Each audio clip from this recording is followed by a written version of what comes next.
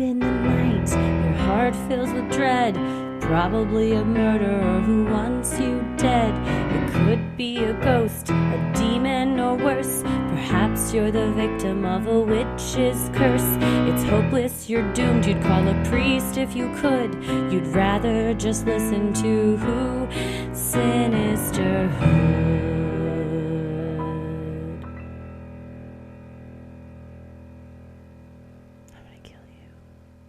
Well, hello on this post Turkey Day, if you're in the States.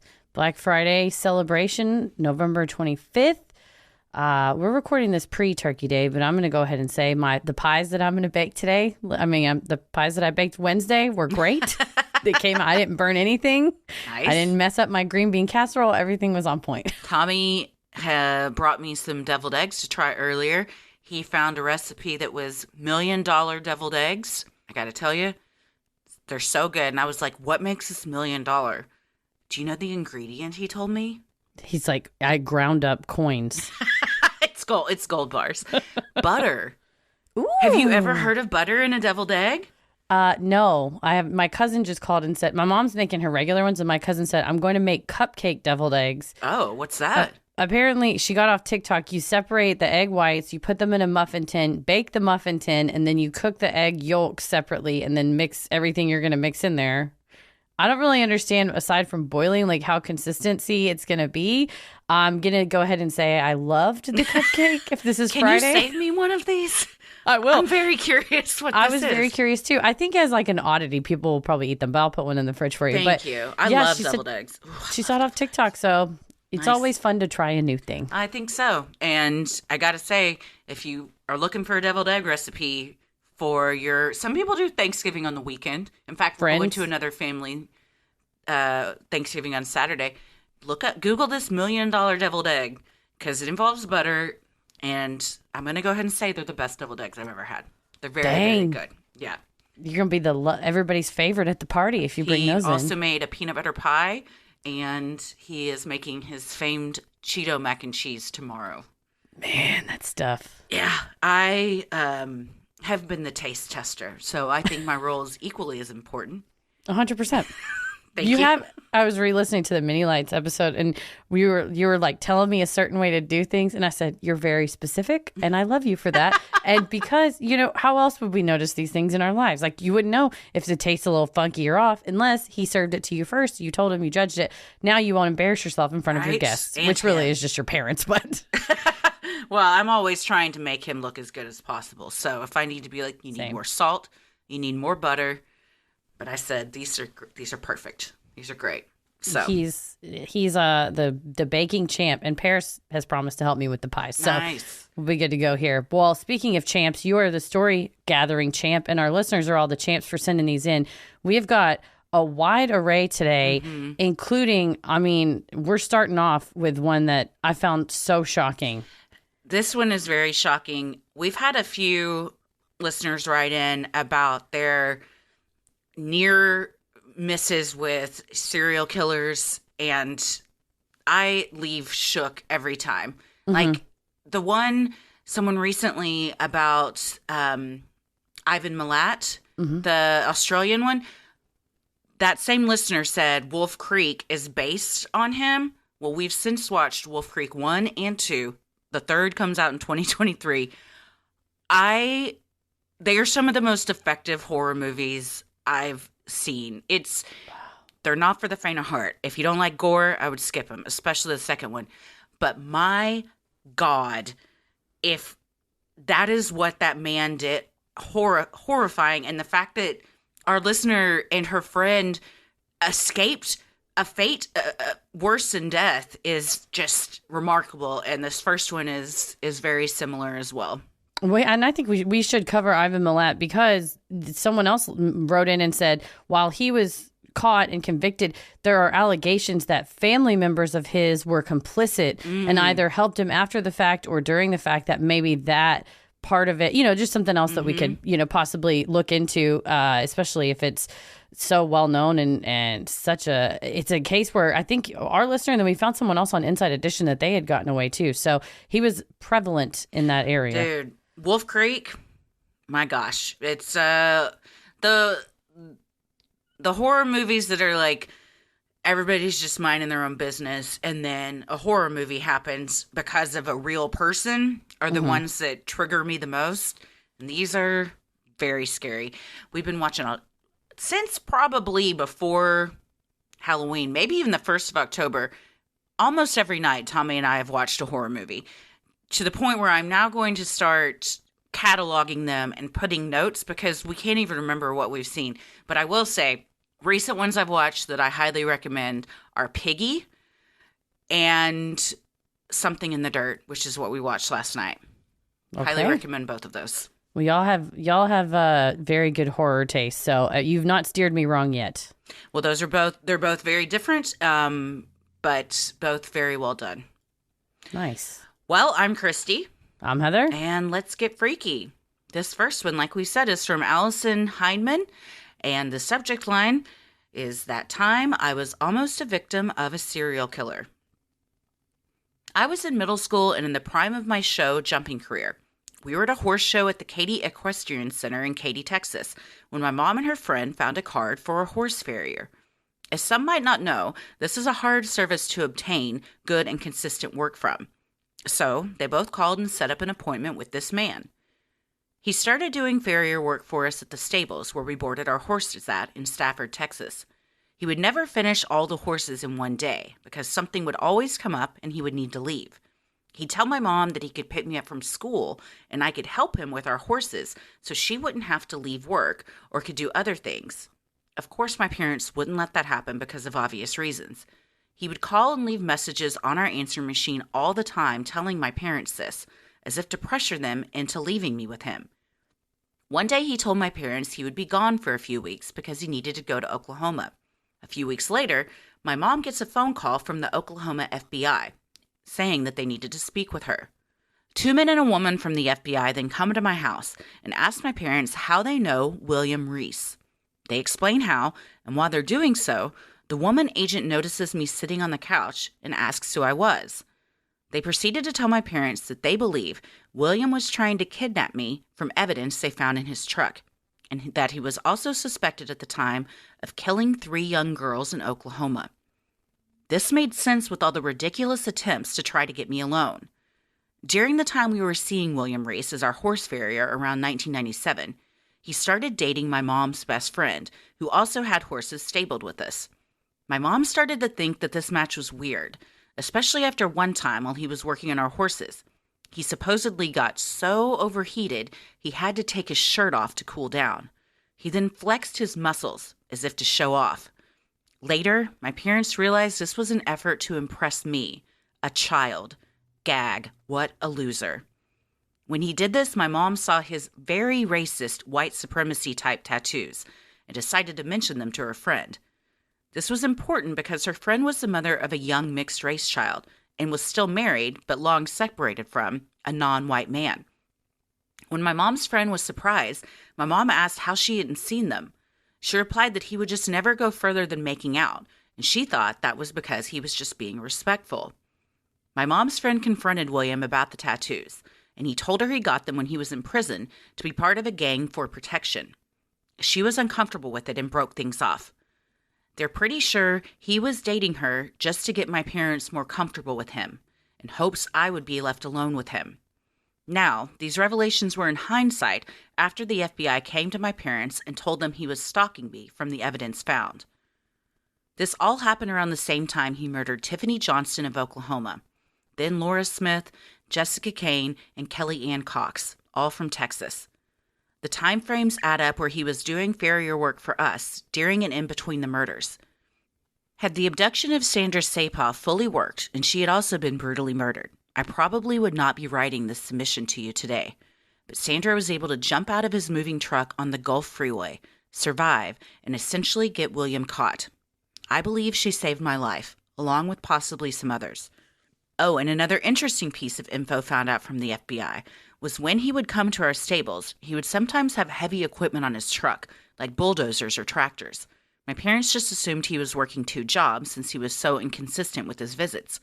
Turns out, He was stealing heavy equipment from construction sites and selling them on some sort of black market for stolen heavy equipment.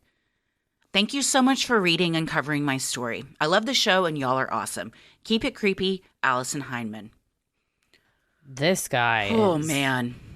He's a true friggin' monster. A quick Google search of William Reese will shock you to your core. And she's totally right that Sandra jumping out, they said that she jumped out and was having some issues remembering. And when they put her under hypnosis, she could remember his license plate. Wow. But she was able to go back and remember his license plate. And from that, and then they showed her a photo array. She singled him out. She recognized him. And that led to him being charged with kidnapping and sentenced to 60 years in prison. And once he was charged and imprisoned, then they got a court order to get his DNA test or get his DNA, run it through CODIS. And that's whenever he started matching other murders. And then once they matched the murders, he finally confessed to them and then began cooperating.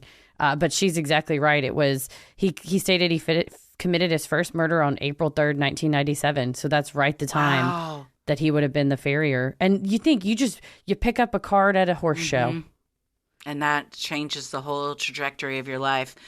Good for your parents for realizing, nah, this is fucked up. We're not going to let you alone with this guy. And good for the FBI on not updating you guys on what's going on, but letting you be proactive. And that's to have the FBI show up at your door and be like, the guy that's working for you, yeah, we think he's just been grooming your entire family and your best friend to try and get your daughter alone so he can abduct her and eventually murder her. But wow, it's just jumping out of that car like the Ivan Milat one. Women that are and teenage girls, anyone that's driving on the highway and you're like, fuck. This I got to make a split decision, and you're brave enough to throw open that door and be like, I might die one way or the other, but at least it's going to be on my own terms if I do. And I'm going to go down fighting. And that was y'all are heroes.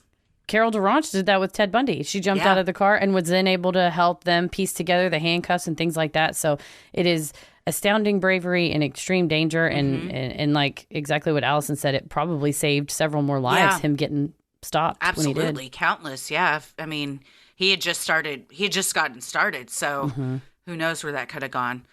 Well, thank you, Allison, for writing in. And we're so glad that you are physically safe. And we hope emotionally you've been able to get some help with all that. That's something that you got to have a lot of therapy to unpack. A near miss with a serial killer. Yeah. Damn. For sure. Yeah. No, certainly. Well, this next one, also a doozy. This one is from Rachel, and in parentheses, she put, the Dallas live show girl who got burned by the chicken sandwich at ACL. And Rachel, we know exactly who you are because of that. And then we saw you again at this last Dallas live show. She was at the most recent show, too. So thank you so much, Rachel, for the support, and thank you for writing this in. The subject line is, a funny party story from when I was 19 isn't so funny anymore. Love you, mean it. This is long, but worth it, and includes a twist, so no time for anything else. When I was a sophomore in college, I still lived on campus, but it was routine for me to spend every weekend drinking at my best friend's apartment and crashing on his couch. A normal Friday night included me pre-gaming hard since I was under 21, and then we'd go to our local dive bar. This night was no different, except that we met a hilarious Swedish exchange student. Has nothing to do with the story, but we need comedic relief, and I love him. He knew exactly 3 English phrases. Fuck Canada, go Red Sox, and how about them apples? Anyway, at one point, I got a text from my mom because some random number had texted her thinking she was me. I, being 19 and drunk, didn't think anything of it and told her I'd take care of it. I texted him, and the guy said I had gotten really drunk at a party and given him my number because we were hitting it off. First of all, I didn't go to big parties with strangers. Secondly, there is absolutely no circumstance where I get so drunk I give a guy my mom's phone number. I let him gaslight me into believing it and continued to flirty text with him. I didn't get much attention from guys back then. He sends me a video, blank screen, like his phone is face down on the table, of himself singing John Legend's All of Me, which I was apparently drunk enough to find romantic and not exceedingly creepy. We get home and I start to sober up and realize how much isn't adding up. The guy had told me he was a third-year law student, so I decided to check our school's web directory to verify it. He was, but that's when it clicked with me, and I went to my own directory page. Sure enough, my mom's phone number was listed under my name. I texted the guy to call him out. He caved and said yes, he had gotten my number from the directory, but that it was because he was looking for a group project member with my last name, saw me, and thought I was so beautiful he had to talk to me. 2 issues here. I was the only person in my school with my last name, and I had retaken my ID picture when I lost it a while back and looked real schlubby. After several days of him continuing to text me, begging for my forgiveness, to meet up for coffee and just, quote, see how it goes, and another weird singing video, this time the Jackson 5's I Want You Back, he finally got the hint and left me alone. Side note, this was in 2013, before you could block numbers on your iPhone. His number was blocked the second that feature rolled out. I Googled him a few years later to see if he ever became a lawyer, and he kind of did. He, air quote, owned his own practice in a strip mall where his only Yelp review was from his mom. Fast forward to today. I decided to write to y'all, so I Googled him one more time. Well, my entire world was rocked because in 2019, this fuck was arrested for solicitation of a minor. Long story short, a woman had hired him as a lawyer because her 14-year-old daughter was being bullied in school. This creepazoid abused his position and started texting the girl things like, it's my mission to teach you to party. Asking her what she liked to drink, she replied Dr. Pepper, which is so wholesome and sad. Telling her what sexual positions he wanted to engage in with her, and a lot of other things I won't mention here because I already feel like I need a shower. 109 pages of text screenshots from a single month. Thank God he was sentenced to 10 years in prison, and hopefully he serves every single day of it.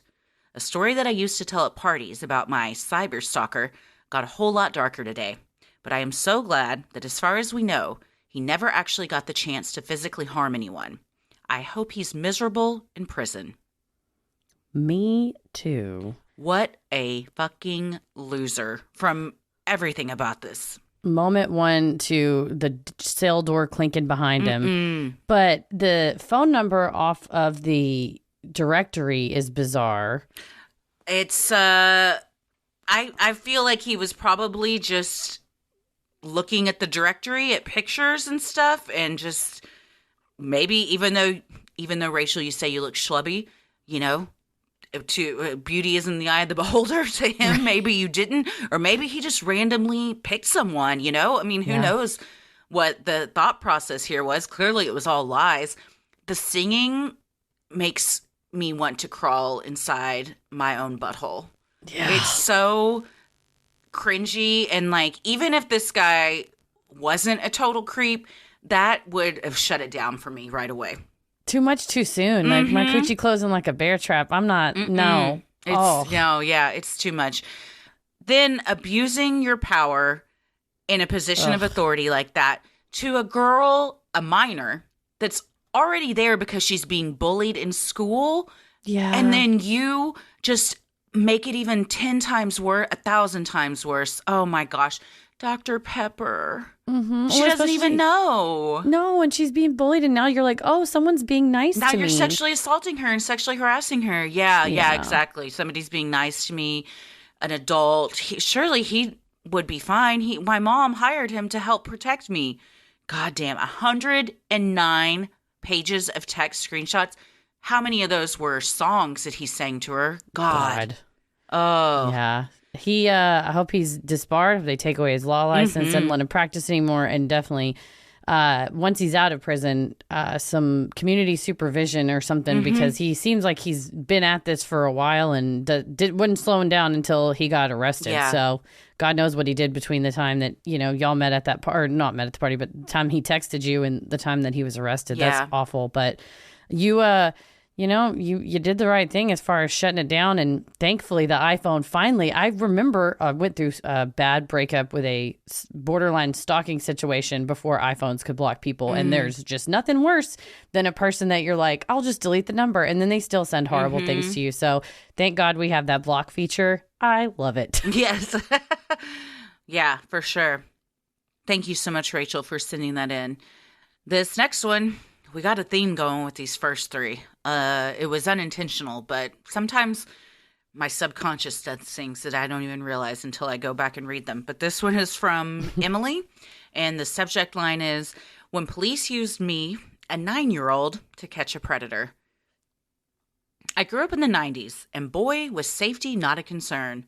My elementary school tasked the 5th graders, I was 9, to be the safety patrol, in charge of making sure the younger kids got to school safely.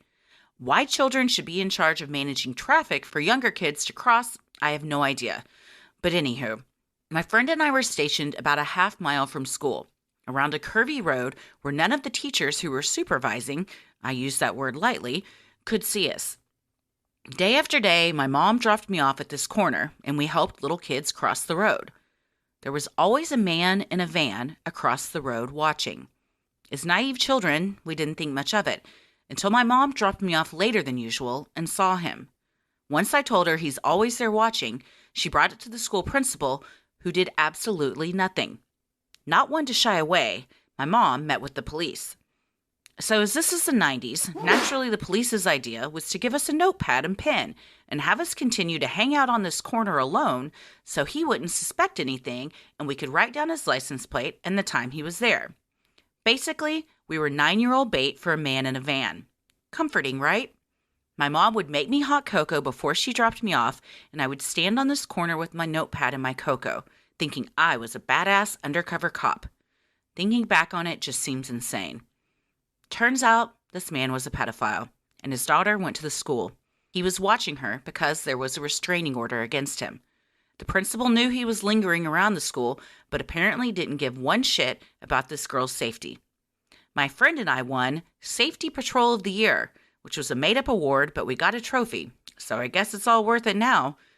I have no idea what the police ended up doing, but that man never showed up again, and eventually the school realized having children on a street corner out of sight was a bad idea. Love you guys. I'm a hospice and palliative nurse practitioner, and your episodes bring humor and light to my day when I'm driving between visits. The 90s were a time. It's so loose. Wheels so off. Loose. Wild, wild west. Let's put them around a curve where cars can't see them, we can't see them. They'll be fine. And then for the police to go, you've got this, little buddy. You're our new undercover Get deputy. your cocoa and your notepad and go out there. And of course, as a 9-year-old, you're like, I'm going to crack this. I mean, you're like Nancy Drew. Oh, I would, yeah. Yeah. Like she said, Emily's standing there. She's got the steam coming up off her cocoa, got her notepad in her pocket. Just wait till he drives up. I'm going to get him. But that is absolutely, you should not have a child out waiting for a pedophile in a van.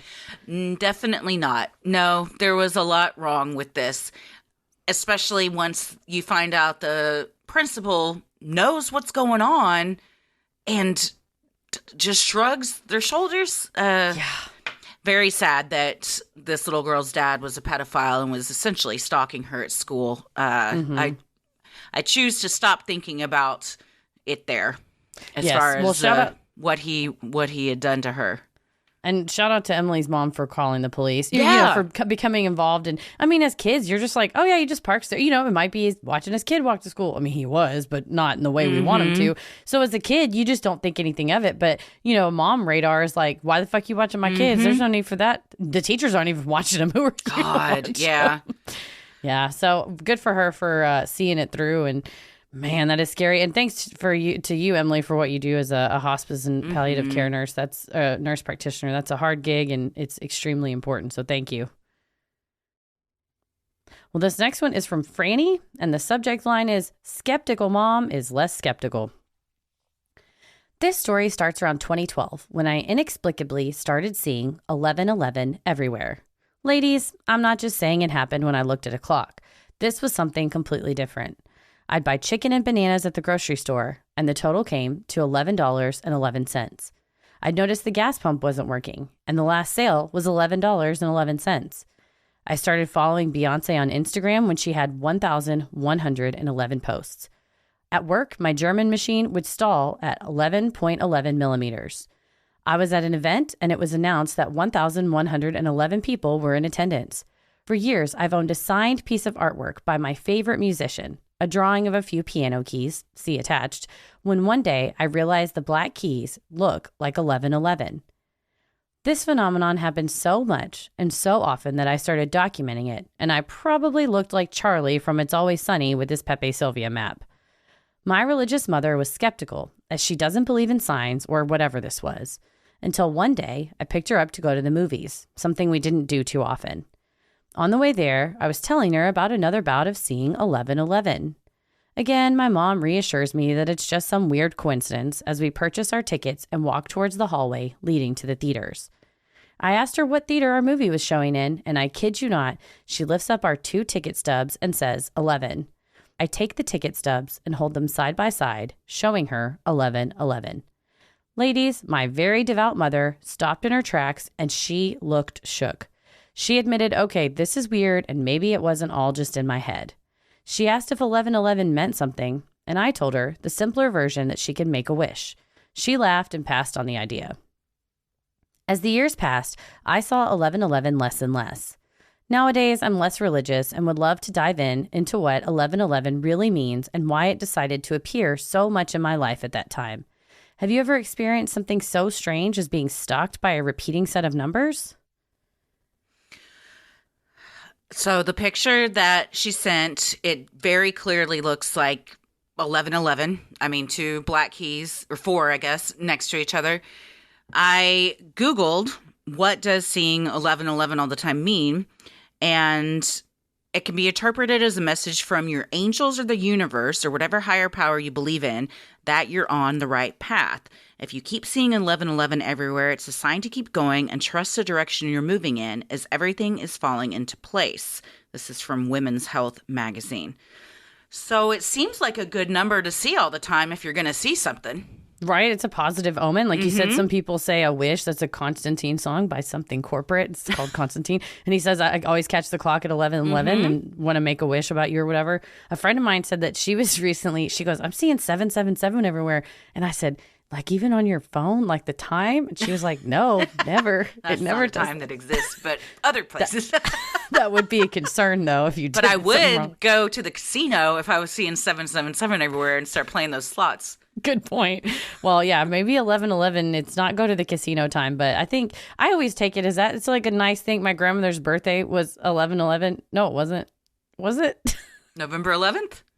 What was her birthday? Oh, recently. She did have a birthday recently because you said happy birthday to her on an episode. But Yeah, I it don't was- remember when it was. Well, it was at some point. Oh, no, it's 11:11. That was her Okay, birthday. there Yeah, you go. that's right. So I always think of my grandmother, whether that's her actually visiting me or I think her. It's one of those where you know something. You're like, that's how you say that word, right? Oh, God, my brain glitched. But when I was trying to remember her birthday. Anyhow, but when I see that, I just think of her. You know, it's whatever you attribute it to. It also could be that thing where you know, go red car. And now that I've said that, like every car you're going to see is more likely red or whatever. But I think if something helps you and it's a nice, you know, positive thing. You never know what the universe is trying to say to you. And, you know, if it was 666, I'd probably be concerned. But I think this sounds like the best number you can see. Best number. Well, if it's 666 at an auction, you keep it so you can win. The I still auction. have it, y'all. You have your auction paddle. I do. Oh, well, thank you very much, Franny, for sending that one in. This next one is from Kenzie, and the subject line is The Poem Stalker. Hello, guys. My name is Mackenzie, and my sister told me to listen to you, and I haven't stopped since. This story takes place 10 years ago. I was 19 and working at a craft store. I was young and naive. I worked a lot since I was a department manager and trying to pay my bills. My sister and I had recently gotten an apartment together, so bills were a new thing, and I would always opt to work overtime. Because of that, I would offer to come in on truck days at 3 in the morning to help unload the truck. Honestly, I think my coworkers just liked watching me try. I'm very small, 5 foot and hardly 100 pounds at the time, but I helped nonetheless. Most of my coworkers and I are still friends to this day. I really cared for them and they really cared for me, almost like a family. Anyway, I'd been working there for a few weeks when I noticed a poem in my locker. I thought it was sweet and didn't think much more of it. Like I said, young and naive. I believe I received 3 poems total until one day an older man in his 50s, who we'll call Rodney, offered to get me lunch while he was on his lunch. I accepted because of free food and I was broke. He picked me up a sandwich and left it in the break room. It was finally time for me to eat, and I go in and see the bag with my name on it. I opened the bag and dug in. I went to grab a napkin out of the bag and pulled a handful of napkins out and a poem. It was Rodney who was writing these. Still young and dumb here, I just thanked him for the food and the poem and went about my day. He continues to do this until one day our boss catches him trying to leave a poem in my locker again. She spoke with me and asked me about it. I told her everything. She asked me whether I felt comfortable around him and do I want him to stop. I told her the truth. I honestly didn't know how to take it. I am 19 and he's in his 50s. Not to mention, I am gay. Very openly gay. So I automatically assumed no man would pursue me. Needless to say, she spoke with him and told him to stop. It wasn't appropriate behavior. God, I wish the story ended here, but it does not. A week goes by and it's truck day. Rodney is helping that morning as well. We're about halfway done unloading and I go to use the restroom. I didn't know this, but Rodney followed me and stood outside the bathroom. By the time I got out, the boss had him in her office. He was fired that day. She had been keeping an eye on him through the cameras, and apparently he followed me a lot. I was so shaken by this. It opened my eyes for the first time to how oblivious I was to stranger danger. Needless to say, it's been years, and that event has faded from my mind until recently when another Freaky Friday listener told their story about the stalker at work. I wish as women we wouldn't have to go through things like this, but we do. If it wasn't for my boss at the time, I would hate to think of what would have happened to me, but I'm thankful to this day that she was watching out for me. Love the show and love you guys. Stay freaky. I love to see this of a female boss, women taking care of other women, because don't blame yourself, first of all, Kinsey, saying that you're young and dumb, because 19 and openly gay, most of us wouldn't think a 50-year-old man that's a coworker would try and woo us romantically. That being said, an older female boss that has her head on a swivel, that's seeing everything going around, I'm here for that. Keeping tabs on your employees. And the fact that she brought her in and said, are you okay with this? You know, empowering her to be like, you can make the decision of what's going to happen here. But then also recognizing that she needed to, it didn't end there. Keep tabs on him still. And she sees he's following her around. That's so creepy when you think back to like the past few weeks and what you didn't know was going on.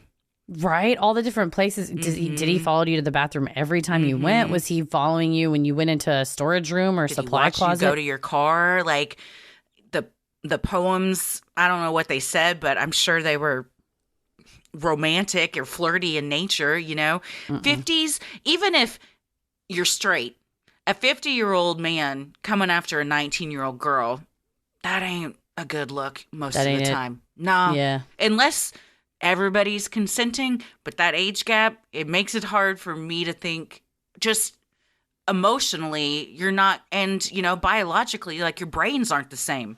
True. And also, if you're coworkers and you have, you know, she's in a management position so young, like, do you feel like a weird obligation of like, well, I can't be rude to my colleagues, or I can't be rude because I'm the department manager and he just works here. And you know, it puts somebody in a really awkward position. It's a weird power dynamic, almost like a reversal of power, even though you're above him in the workplace.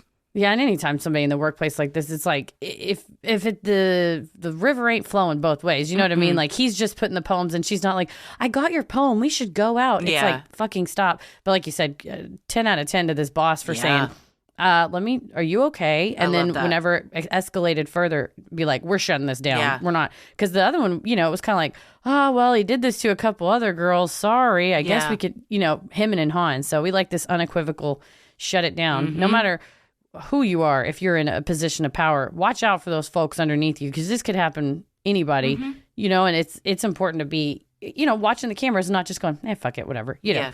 when it's people's lives on the line, even if you are just unloading craft supplies.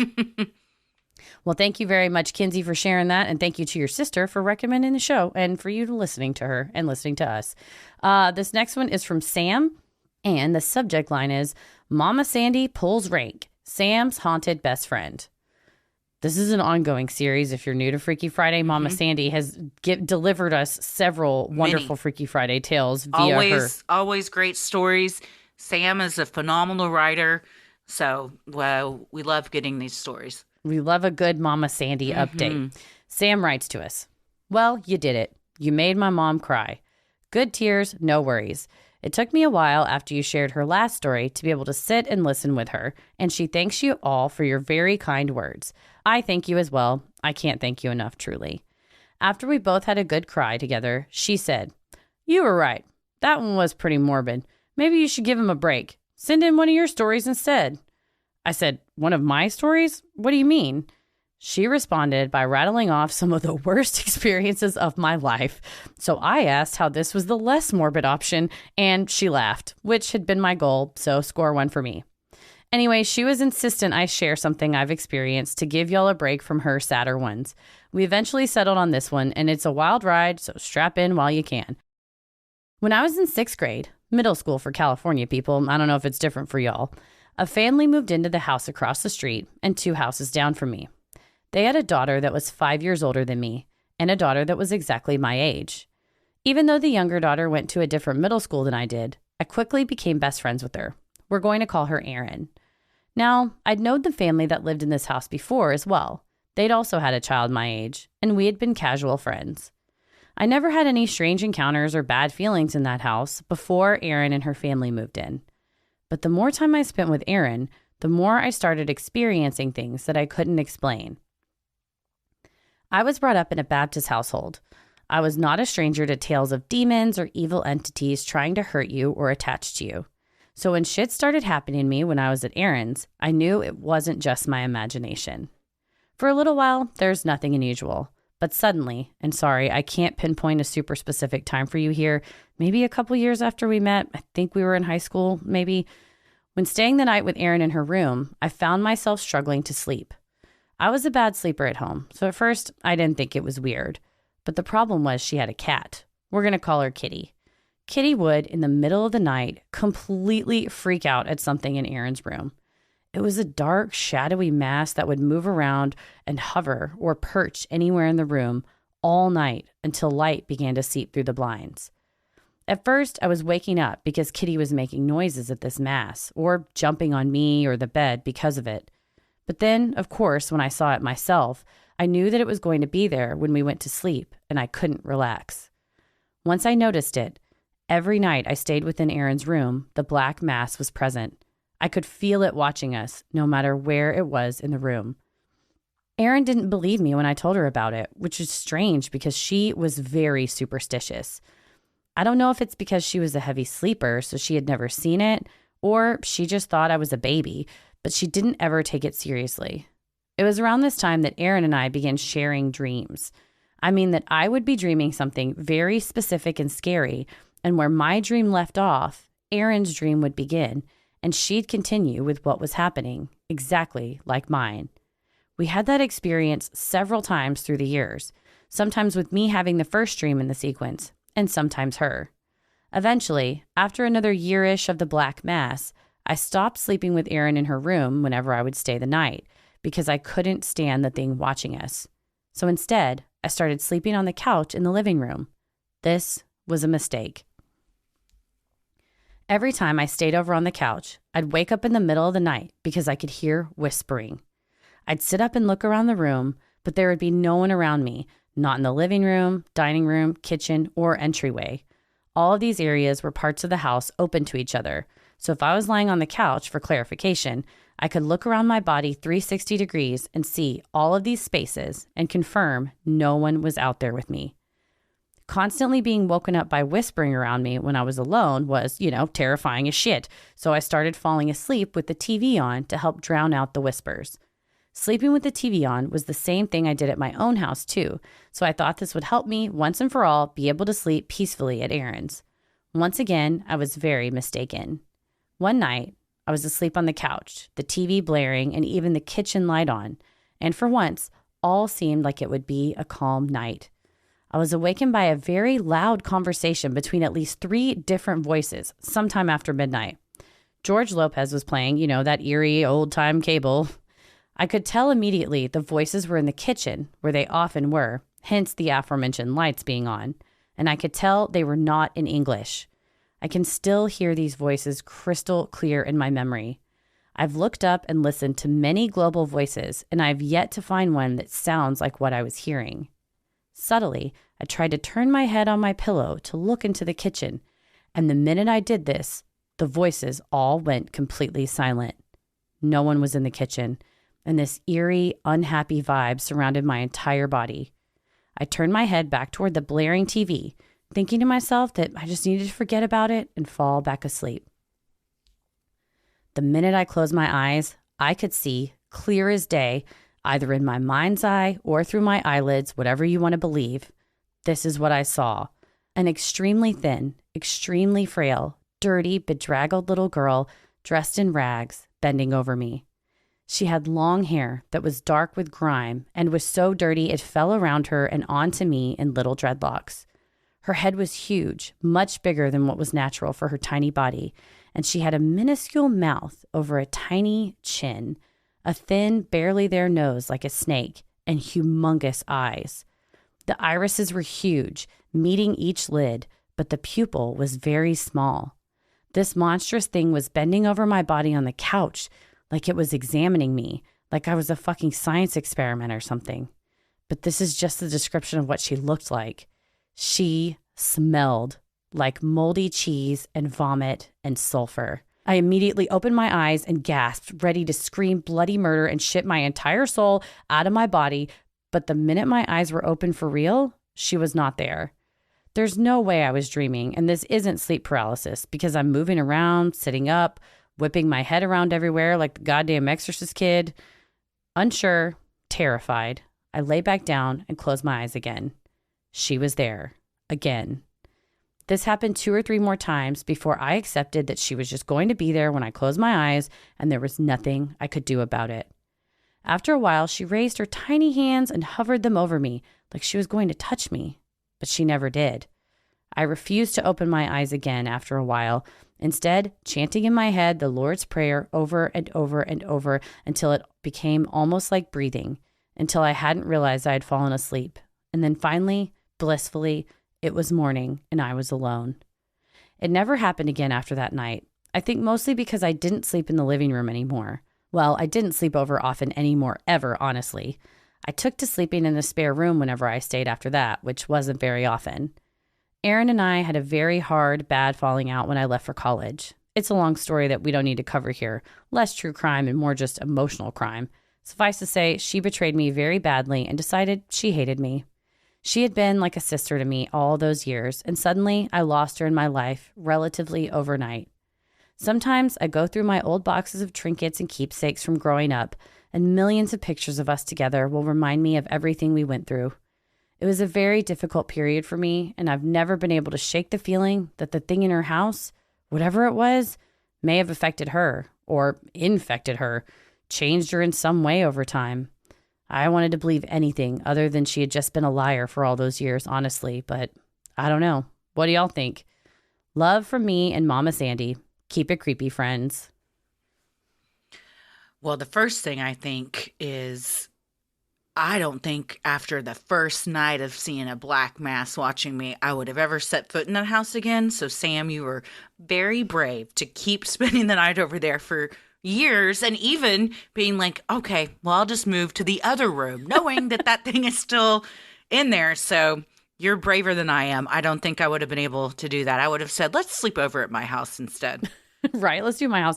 Well, I know when you're in middle school, you want to be liked. You want people to get along. 6th grade, like you're really trying to fit in. And if you have this best friend and they want you to sleep over, you're like, oh, even though there's a demon in your room. All right. But it's wild if Aaron was superstitious that she was like brushing it off. But, in a grand conspiracy, if there is something trying to overtake her or something like that, maybe it caused some of her skepticism.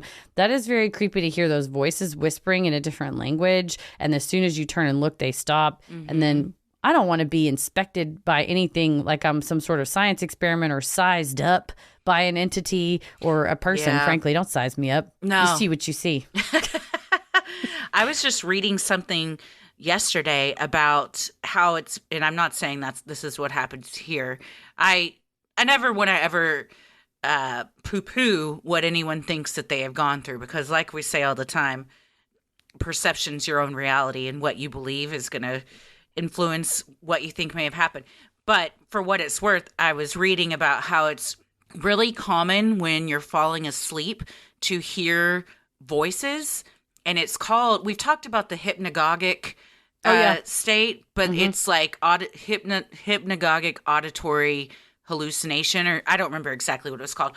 But I hear that a lot. I hear when I'm like trying to fall asleep, I'll be like, is one of the kids crying? Or like, did I just hear, like, is a TV on or something like that? It made me feel better when I saw 1 million people on this TikTok. Yes, when I say I was reading an article. I read the news. I was watching TikTok. But it was a lot of people saying like, oh yeah, this happens to me all the time. So I felt better that it made me feel less like there was something going on creepy, and more that it's just like how our brains try to fall asleep. That is it's comforting to know that there's a possible legitimate explanation. I like that. It makes me think of So I Married an Axe Murderer, when his dad's like, get me the paper. And it's the Weekly World News. Like I was listening to a commentator, and you're like, was it a TikToker? It was it an influencer? But I will say, yes, it was. Well, there's some highly qualified people in there. There's some not so highly qualified people. It's just like real life. Yeah. It's just like real I world. vet them. Exactly. Vet your sources. So that's what I do. If I like find a new TikToker I like, I'll go to other videos and kind of go, okay, well, let me hear you talk about something I know about to know if you're wrong. Yeah. Or I'll check the comments. I'm like, how many verified people are commenting on this? Like, what are we working with here? Yeah, right. What are we working in? Well, Sam, that is a sad thing that I've had, childhood, middle school, high school friendships blow up like that. And like you said, you want to say, well, maybe she was possessed and she really was nice until this ghoul got her, because it does help. It's a salve on your heart. It's like once you hear about this auditory hallucination, you're like, maybe it wasn't really demons. But if it makes you feel better, I say, like you said, perception's reality. I think she was possessed, because only a possessed person would not want to be friends with you. And by default, Momma Sandy.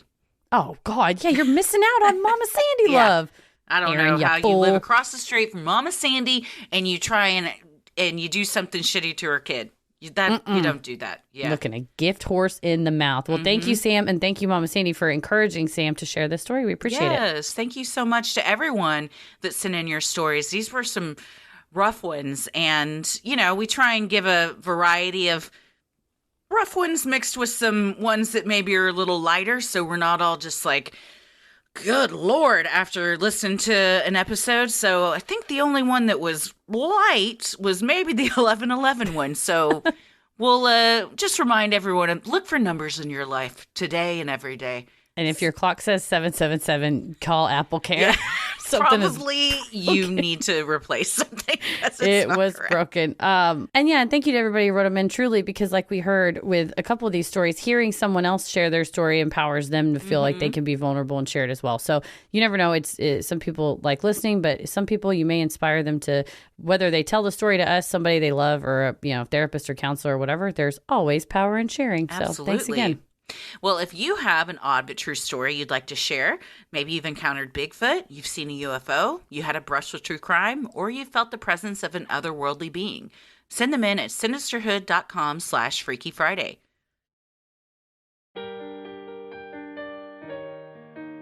We love providing Sinisterhood to you at no cost, so if you like what you hear, consider supporting the show by donating to our Patreon. We're a small operation, creating this show for you by researching, writing, recording, and producing it ourselves. Any amount is sincerely appreciated and helps offset the cost of making and hosting the show. As a thank you, you get some sweet perks like ad-free episodes, a Sinisterhood sticker, membership to our exclusive Patreon Facebook group for those in the ruling the airwaves and getting into it tier, a special shout-out on the show, a monthly bonus minisode, and patron-exclusive video and audio content, including Am I the Asshole, Relationship Advice, Judge Christie, Dear Sinister, True Crime Headlines, and more. We're about to record a True Crime Headlines in the next couple days, talking about the Elizabeth Holmes sentencing, talking about Florida Lee, the Brazilian prime minister that murdered her husband, and all sorts of stuff that we did an episode on. She was finally just recently sentenced. And the Darrell Brooks sentencing, the Waukesha parade attack trial. So we're going to cover some three like it's True Crime Headlines. That's what it's called. And these are True Crime Headlines. So there's true crime stories that recently came out. So look for that in this week. We're recording it Friday, so post it sometime soon. You also have the fun perk of access to our Discord server, where you can connect with other fans in real time and discuss the latest in true crime, share personal ghost stories, or just post adorable pictures of your pets. We hop on occasionally, and we host monthly Q&As on Crowdcast, where you can ask us all your burning questions. For patrons not in the U.S., you have the option of paying pounds or euros, saving you the cost of the conversion fee. Annual memberships for all tiers are also now available. Those that select this option will be rewarded with a free month of membership. For more details on all of this and specific member tiers, visit Sinisterhood.com and click Patreon on the top banner. So many of you have been tagging us in pictures of you sporting your sweet Sinisterhood merch.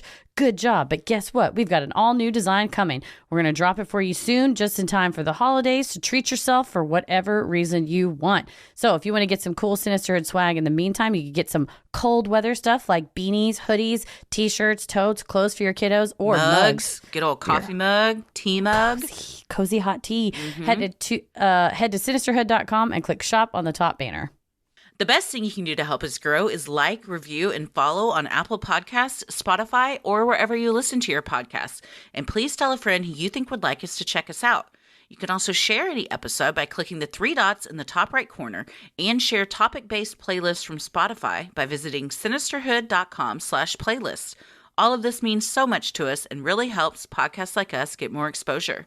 You can follow us on Instagram and Twitter at SinisterhoodPod, like us on Facebook at Sinisterhood, and follow us on TikTok and YouTube at Sinisterhood Podcast. Christy, where are you at? I am on Instagram at Christy M. Wallace and Twitter and TikTok at Christy or GTFO. Heather? I'm perusing the interwebs on Twitter at MCK versus the world and on TikTok and Instagram at Heather versus the world.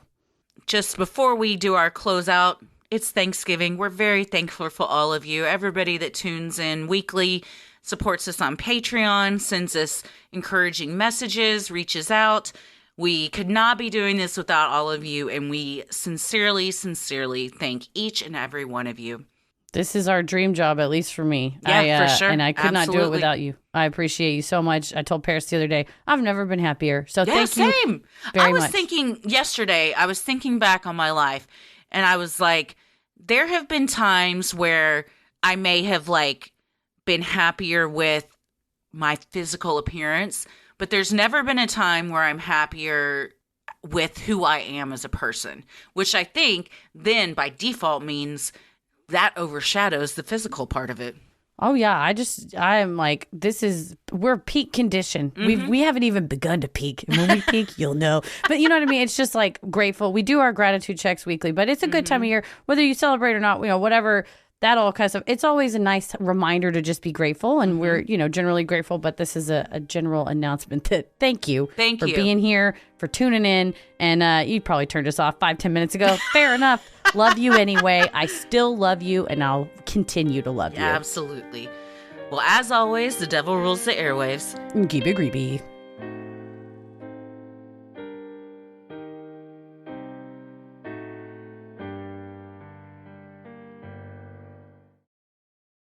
Say